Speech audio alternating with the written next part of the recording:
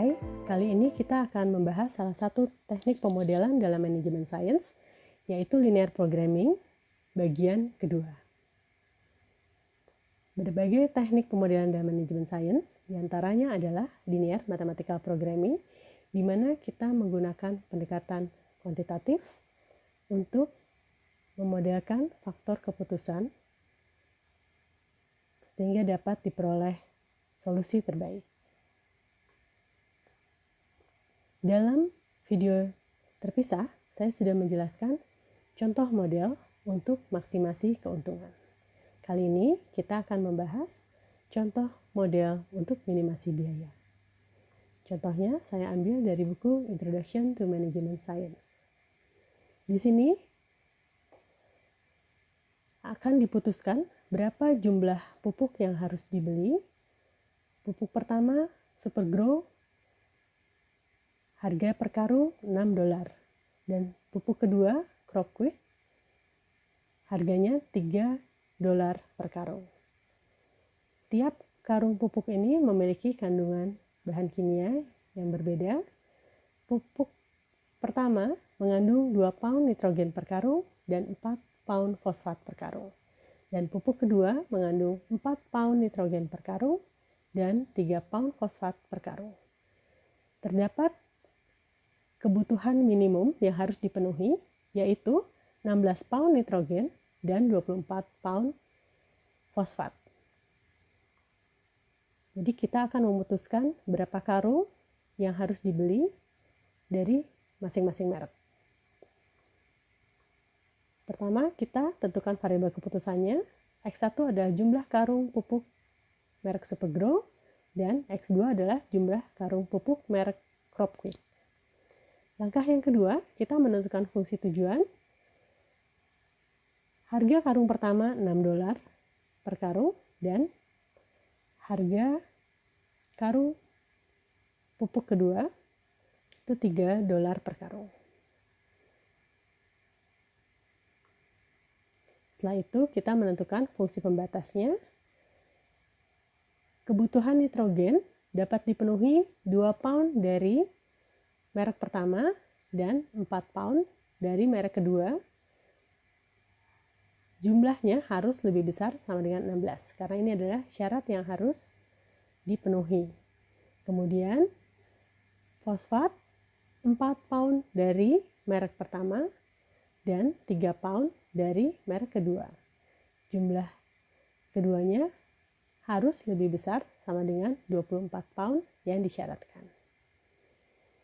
Karena jumlah karung tidak mungkin negatif, maka ditambahkan satu baris untuk non-negatif pembatas.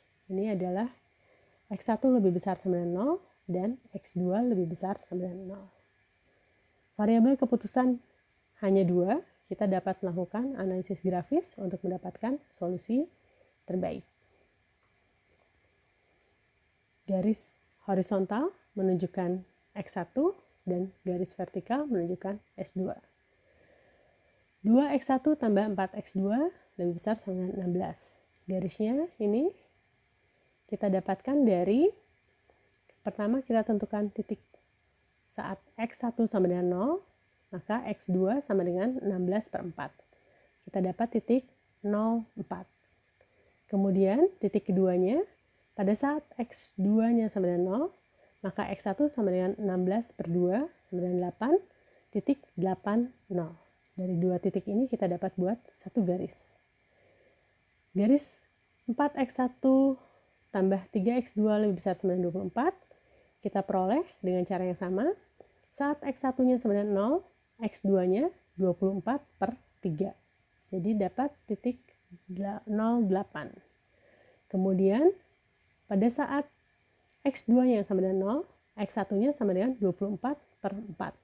Dapat titik 60. Dua titik ini membuat satu garis. Karena tandanya lebih besar sama dengan, maka area yang meliputi solusi dari kedua pertidaksamaan ini adalah area di atas garis.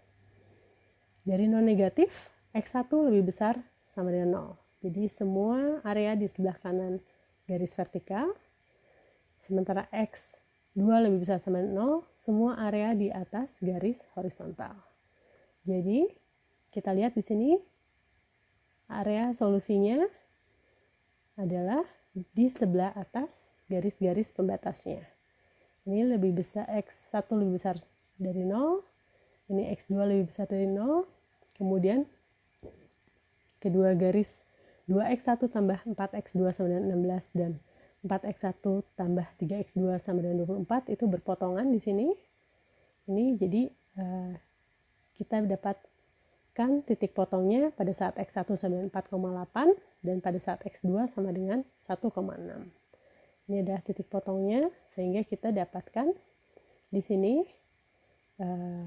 area solusinya. Untuk minimasi biaya, yang kita cari nilai Z terkecil. Ya. Jadi kita hitung di sini XZ-nya untuk X1-nya 0 dan X2-nya 8. 6 kali 0 tambah 3 kali 8 sama dengan 24. Kemudian pada saat X1-nya 4,8 dan X2-nya 1,6, kita dapatkan Z-nya 33,6. Dan pada saat X1-nya 8 dan X2-nya 0, kita dapatkan Z-nya 6 kali 8 tambah 3 kali 0 yaitu 48. Untuk minimasi biaya, Z terkecilnya di sini 24, sehingga kita dapat memenuhi kebutuhan nitrogen dan fosfat hanya dengan membeli 8 karung crop quick, pupuk kedua. Jangan tertukar dengan kasus maksimasi profit, di mana maksimasi profit akan mencari nilai Z yang paling besar. Untuk kasus minimasi biaya, nilai Z harus dicari yang paling kecil. Berikutnya adalah beberapa contoh irregular types. Yang pertama, untuk kasus multiple optimal solution.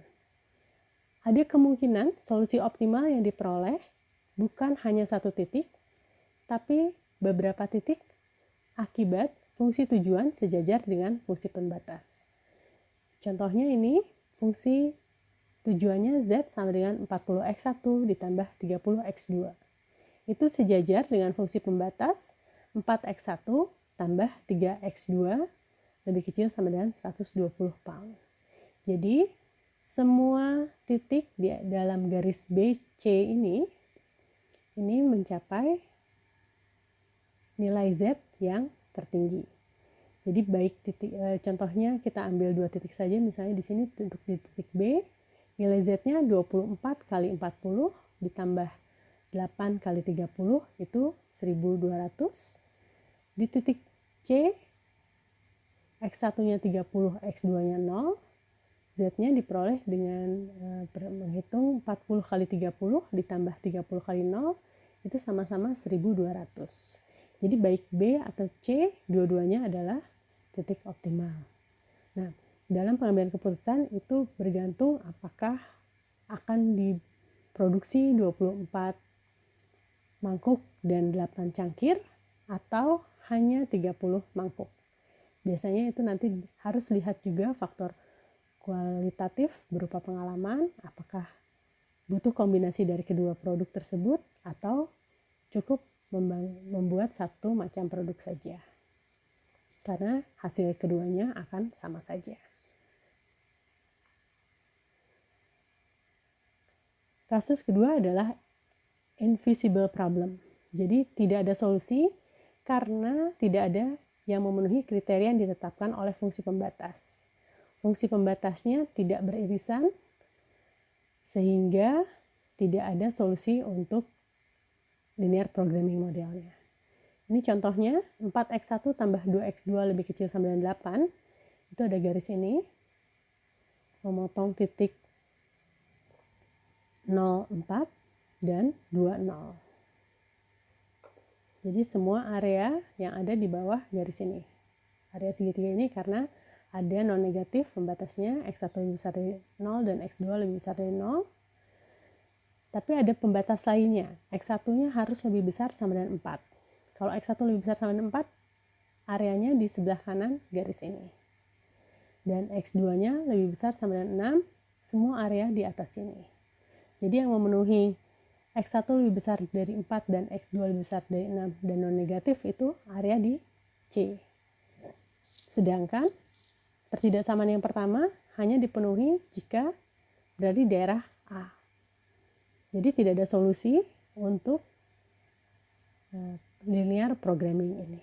Artinya perlu diperhatikan lagi pembatas-pembatasnya agar dapat diperoleh solusi yang lebih baik. Kasus ketiga adalah unbounded problem. Tidak ada solusi karena tidak ada pembatas tertutup. Jadi X1-nya lebih besar dari 4. Ini semua area di sebelah kanan ini. X2-nya lebih kecil sama dengan 2. Semua area di bawah garis horizontal ini. Nah, jika ingin memaksimasi nilai Z sama dengan 4X1 tambah 2X2, jika kita geser ke kanan terus, itu nilainya akan semakin besar, semakin besar, semakin besar. Jadi ini tidak ada pembatas yang menutup. Ini area solusinya terbuka ke sebelah kanan. Jika kita memperbesar nilai X1, maka ini akan terus mendapatkan nilai yang lebih besar untuk Z-nya. Jadi ini tidak ada solusi karena tidak ada batas tertutup. Demikian pembahasan untuk linear programming.